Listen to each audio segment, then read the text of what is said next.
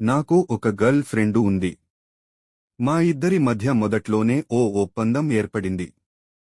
ఇద్దరం హాయిగా సెక్స్ని ఎంజాయ్ చేద్దామేగాని పెళ్లిమాట రాకూడదని ఇంతకాలం ఇద్దరం చట్టాపట్టాలేసుకుని తెగ తిరిగేశాము.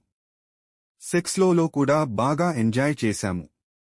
ఇప్పుడు ఆ అమ్మాయి నిన్ను తప్ప మరొకరిని భర్తగా ఊహించలేనని, నేను కాదంటే హుస్సేన్ సాగర్లో దూకి చస్తానని బెదిరిస్తోంది. వాకు ఆల్రెడీ ఒక సంబంధం నిశ్చయమైంది. ఇప్పుడు ఏం చేయాలో తోచడం లేదు. ఈ అమ్మాయి కూడా మంచి అమ్మాయే, కాని అమ్మానాన్నలకి ఈ విషయం ఎలా చెప్పాలో తెలియడం లేదు. తెలియని డైలమా నన్ను చంపేస్తోంది. ఏం చేయమంటారు? తెలియని పిల్లకంటే తెలిసిన పిల్లే మంచిది. అందులోనూ ఇద్దరూ చక్కగా ఎంజాయ్ చేశారు కనుక ఈ అమ్మాయినే పెళ్లి చేసుకోండి. మీ అమ్మానాన్నలకి జరిగిన విషయమంతా స్పష్టంగా చెప్పేయండి. మీరు ఇంతగా ఈ అమ్మాయితో ఎంజాయ్ చేసిన తర్వాత కొత్త అమ్మాయితో అంతగా ఎంజాయ్ చేయలేరు కూడా. తప్పకుండా ఈమెనే చేసుకోండి.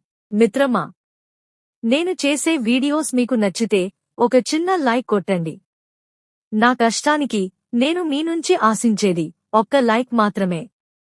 లైక్ కొడతారని ఆశిస్తున్నాను.